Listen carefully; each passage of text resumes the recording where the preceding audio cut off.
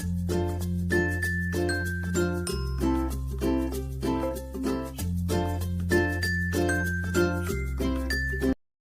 Everyone, easy physics by N K channel पर आप सभी का बहुत बहुत स्वागत है।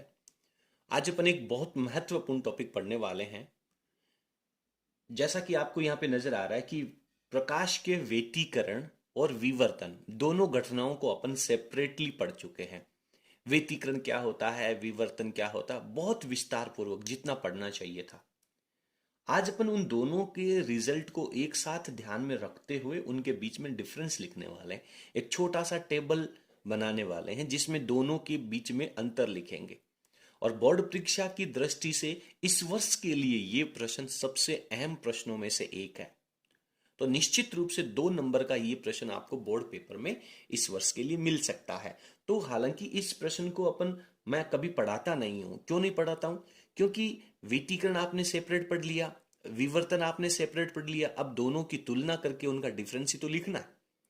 चलिए फटाफट अपन एक एक बात को पढ़ते हुए, रिवाइज करते हुए इनके डिफरेंस लिखने वाले हैं। तो पहले मैंने जो कॉलम बनाया है उसमें व्यतिकरण के बारे में लिखूंगा और दूसरे कॉलम के अंदर विवर्तन के बारे में लिखूंगा। इसकी शुरुआत जो है वो अपने को इनकी डेफिनेशन से कर देनी चाहिए। क्या होता है? व्यतिकरण का नाम लेते ही यंग का डबल स्लिट एक्सपेरिमेंट आता है। सर उसमें 2 स्लिट होती हैं। लेकिन विवर्तन का नाम लेते ही फ्रानहाफर विवर्तन आता है, एकल स्लिट फ्रानहाफर विवर्तन। तो सबसे बेसिक जो डिफरेंस है वो आप इसकी डेफिनेशन के अकॉर्डिंग यहां से शुरू कर सकते हैं। तो यहां पर मैंने पहला डिफरेंस लिखा है कि व्यतिकरण जो है, व्यतिकरण 2 या 2 से अधिक तरंगों के अध्यारोपण से प्राप्त होगा।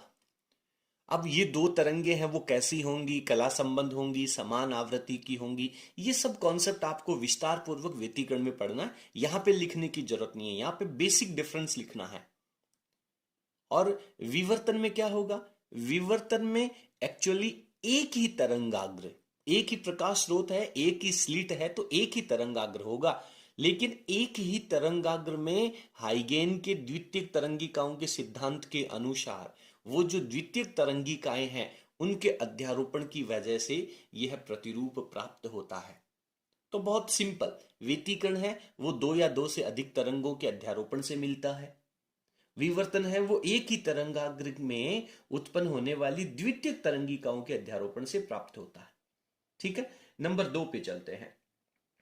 नंबर 2 की यदि बात करें तो व्यतिकरण में जब आउटपुट फ्रिंजें आपने देखी थी तब अपन ने पढ़ा था कि सभी चमकीली फ्रिंजें जो हैं, ब्राइट फ्रिंजें जो हैं, उनकी तीव्रता, इंटेंसिटी समान होती है।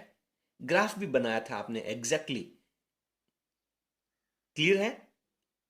आपको इसका ग्राफ नजर आ रहा है। इसमें आप देख रहे हैं कि सबकी तीव्रताएं समान है, मैक्सिमम तीव्रता समान है, मिनिमम तीव्रता तो 0 रहनी है। लेकिन विवर्तन के अंदर अभी आपने ग्राफ बनाया था, पिछले वीडियो में आपने पढ़ा था, उसमें तीव्रताएं हैं वो धीरे धीरे संख्या बढ़ने के साथ साथ कम हो रही है। बस वही बात अपने को यहां पे लिखनी है, मुख्य डिफरेंस है। तो नंबर 2 पे चलते हैं। सभी चमकीली फ्रिंजें यानी ब्राइट फ्रिंजें जो हैं उनकी तीव्रता सब में समान होती है, लेकिन विवर्तन के अंदर केंद्रीय फ्रिंज है उसकी चमक सबसे ज्यादा होगी और केंद्रीय फ्रिंज के बाद सभी दीप्त फ्रिंजों की, क्योंकि बात अपन केवल दीप्त की कर रहे हैं, सभी दीप्त फ्रिंजों की तीव्रता है वो घटती जा रही है। अब जिस तरीके से अपन ने दीप्त फ्रिंजों के लिए लिखा है उसी तरीके से अदीप्त फ्रिंजों का लॉजिक भी लिख सकते हैं। तो चलिए लिखते हैं, बहुत इजी। सभी अदीप्त फ्रिंजों की तीव्रता व्यतिकरण के अंदर 0, एकदम अंधेरा प्राप्त होगा, कंप्लीट अंधेरा प्राप्त होगा। लेकिन विवर्तन में जो अदीप्त फ्रिंजें होंगी, हालांकि उनकी तीव्रता बहुत कम होने वाली है बट 0 नहीं होगी, हल्का प्रकाश, धुंधला प्रकाश वहां पर भी प्राप्त होने वाला है। यहां पे बात करते हैं फ्रिंजों की। दीप्त फ्रिंज की तीव्रता के रिगार्डिंग हो गया, अदीप्त की फ्रिंज की तीव्रता का अंतर हो गया। अब अपन फ्रिंज की चौड़ाई की भी बात कर लेते हैं, तो वो उससे अपना अगला टॉपिक बन जाएगा। देखिए वो सभी लॉजिक लिखने हैं जो इनमें डिफरेंट हैं, अलग अलग हैं, याद करते हुए समझते हुए लिखना, रटने का प्रयास नहीं करना है। चलिए अगला डिफरेंस लिखते हैं। तो यहां पर नंबर 4 में अपन ने लिखा है कि व्यतिकरण में सभी फ्रिंजों की चौड़ाइयां समान होती हैं, चाहे वो दीप्त फ्रिंज हो या अदीप्त फ्रिंज हो। लॉजिक लिखा है, प्रूफ भी अपन ने कंप्लीट कर लिया है। तो सभी फ्रिंजों की चौड़ाई समान होती है, परंतु विवर्तन के अंदर सभी फ्रिंजों की चौड़ाई असमान होती है। किसी भी फ्रिंज की चौड़ाई है वो समान आपको नजर नहीं आएगी, सबकी चौड़ाइयां अलग अलग होंगी। तो ये मुख्य रूप से आसान से 4 डिफरेंस हैं। आप इसको आगे भी, सीक्वेंस को आगे भी कंटिन्यू कर सकते हैं। कैसे लिखेंगे? आप एनवें दीप्त फ्रिंज के लिए व्यतिकरण की बात करें, एनवी दीप्त फ्रिंज के लिए पथांतर कितना होगा, इसमें कितना होगा।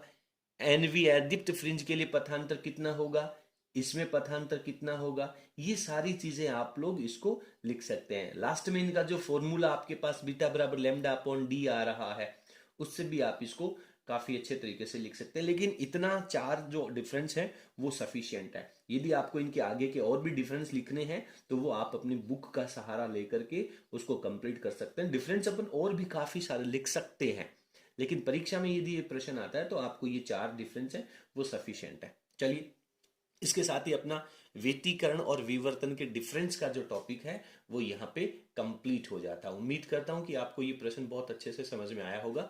आपको हमारा आज का कंटेंट कैसा लगा प्लीज कमेंट बॉक्स में हमें जरूर लिखिएगा। यदि आपको हमारा चैनल पसंद है तो प्लीज आप इसे लाइक करें और आप इसे अपने सभी मित्रों के साथ शेयर जरूर करें। बहुत बहुत धन्यवाद।